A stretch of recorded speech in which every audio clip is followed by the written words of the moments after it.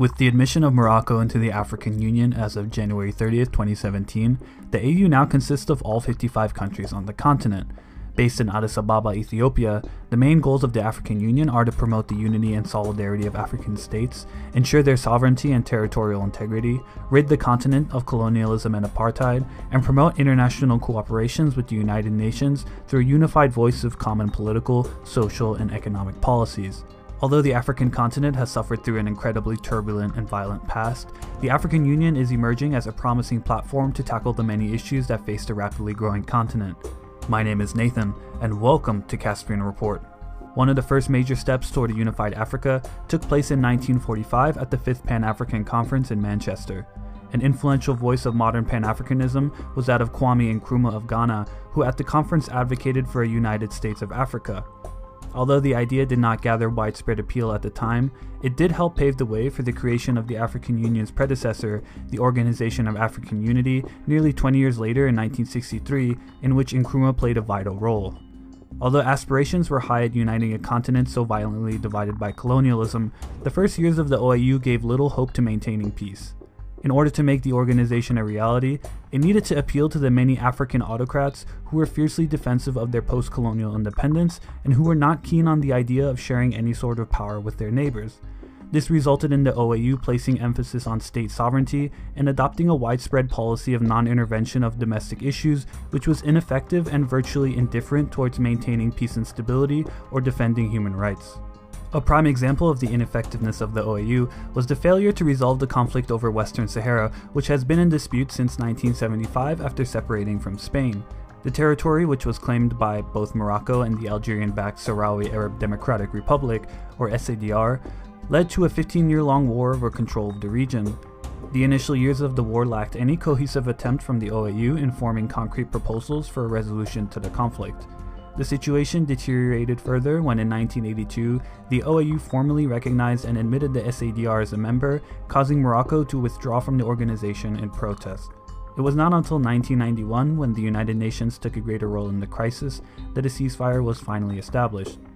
However, progress has recently been made with the readmission of Morocco to the African Union, which represents a major step towards resolving the Western Sahara dispute and is a sign that the AU is becoming a more effective platform for dialogue and cooperation.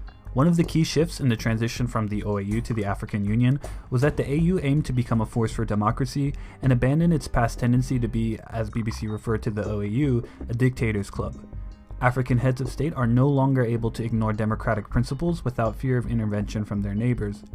This was no more apparent than in the constitutional crisis of the Gambia in December 2016, when incumbent President Yahya Jammeh refused to step down after an election loss. The Economic Community of West African States, or ECOWAS, which includes the largest African economy, Nigeria, condemned the actions of Jammeh and demanded that he step down. Although their initial demands went ignored by the president, the African Union announced that they offered their full support for the ECOWAS coalition and coordinated the resolution process with the United Nations. When faced with military occupation by neighboring states that were formally backed by the AU, Jammeh accepted defeat and stepped down in January 2017. This solidarity in the face of blatant despotism sets a precedent for the African Union and sends a strong message to other would-be despots. By providing a single unified voice for the entire continent, the African Union legitimizes democratic processes and reinforces the ability of Africa's many regional blocs, like ECOWAS, to coordinate security measures and maintain stability. The main body for driving security efforts is the African Union's Peace and Security Council, or PSC. Established in 2004, the PSC is a body consisting of 15 elected members and is partially modeled after the United Nations Security Council. One initiative of the Council is the African Peace and Security Architecture, a comprehensive roadmap to end violence and promote peace on the continent that extends to 2020. This ambitious plan seeks to coordinate security measures with regional blocs, combat terrorism like Al-Shabaab in Somalia, and be actively engaged in areas of crisis such as the Congo, South Sudan, and Mali, which are discussed in our 2017 analysis on Africa. There have been positive organizational developments towards security efforts, such as early warning systems for nations at risk of conflict, which represent a more preventative approach to conflict rather than a reactive one. Not only is the Council seeking to prevent conflict, but it is also expanding its operations towards handling post-conflict reconstruction and development. This is a critical factor in maintaining peace and consists of thorough demobilization and disarmament of actors emerging from conflict, while maintaining a consistent collaboration with AU liaisons and regional economic communities. Although the AU has made significant progress towards peace and stability on the continent, one of the biggest challenges they face is the ability to fund all the operations needed. Currently, the Union is heavily reliant on outside funding, which is generally seen as unsustainable in the long term. In response, the AU is pushing towards the goal of being completely self-funded and shedding outside influence. Rwandan President Paul Kagame has been especially vocal about the need for self-funding, and laments the fact that the Union is 97% reliant on outside donors, with less than half of member states paying their dues in full. Kagame has advocated financing the AU through a 0.2% tax levy plan on goods imported from outside the continent, with some exceptions. His reasoning is that, quote, "Once you're the one paying, you automatically become more concerned about getting good value for your money," suggesting that AU member states are not financially invested enough in the Union and should follow Rwanda's lead. Not only does self-financing create a greater sense of involvement for member nations, but it also allows for more reliable and predictable budgeting, the lack of which is a major obstacle for consistently maintaining long-term objectives. Africa's economy is large and diverse, and as such is broken down into regional blocks, known as pillars, which collectively make up the overarching organization called the African Economic Community, or AEC. Created in 1991, the AEC aims to gradually integrate the economy of Africa through multiple stages. The first stages consisted of maintaining existing economic blocks and creating new ones, which have resulted in the myriad of regional communities we have today. The next stages look to build on this foundation by establishing customs unions and free trade areas within all economic regions, followed by the creation of an African common market and an eventual transition into a continent-wide integration of all sectors and the adoption of a single African currency.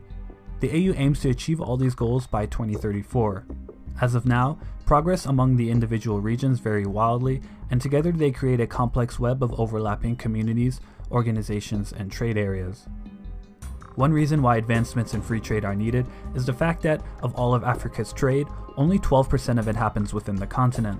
This is very low compared to that of Asia, which trades around 50% with itself, and Europe, which trades around 70% with itself, and reflects Africa's heavy reliance on the rest of the world. Poor infrastructure inhibits the transportation of goods between African nations, which is crucial considering the fact that much of the African economy relies on exports of raw goods such as oil, metals, and minerals, making it, in many cases, easier to trade across oceans than across their own borders. This also means that greater incentives for Africans to trade with each other would have the added benefit of encouraging infrastructure development, which would provide jobs and strengthen economies.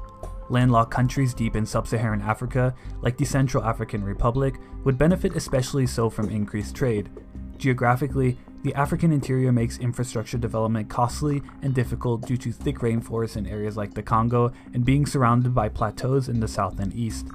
This harsh terrain, combined with a lack of seaports, means that local trade and infrastructure investments is essential for the overall development of inter-African nations. Africa is a sleeping giant, and the African Union's efforts at creating a more peaceful, stable, and economically united continent will result in massive growth over the next century. By 2050, Africa's population is projected to double from 1.2 to 2.4 billion people and contain 1/4 of the world's population, while its GDP is expected to quadruple from around $2 trillion to $8 trillion. Nigeria alone is even expected to surpass the United States in population within the same time frame. As Africa grows, it will become an increasingly important and influential player on the world stage and will need to have a unified voice if it is to effectively pursue its global interests. The African Union provides both a platform for that voice to be heard and the forum for the international cooperation that will make this growth possible in the first place, driving a collective effort at ensuring security and promoting economic development across the continent. This was a Caspian Report by me, Nathan, the newest member of the Caspian Report team. I'm really excited to be a part of the channel and want to thank our great supporters on Patreon, whose generous contributions allow us to keep expanding and creating more high quality content. If you want to help with the channel and get access to our weekly intel briefings, please visit patreon.com/CaspianReport. Thank you all for watching and see you next time.